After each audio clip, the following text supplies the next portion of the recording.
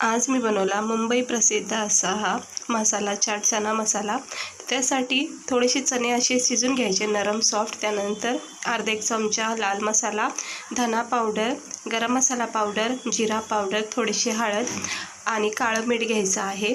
त्यानंतर हे सगळे साहित्य एक साईडला करून घ्यायचं आणि मग गरम पॅनमध्ये थोडंसं तेल टाकून हे शिजवलेले चणे ना थोडेसे असे परतून घ्यायचे। छानपैकी परतून झालं की म्हणजे सर्व मसाले याच्यामध्ये टाकून घ्यायचं। अजिबात पाणी आणि जास्त तेलाचा अजिबात वापर करायचा नाही। हे सुके सुके चणे असे हे परतून घ्यायचं।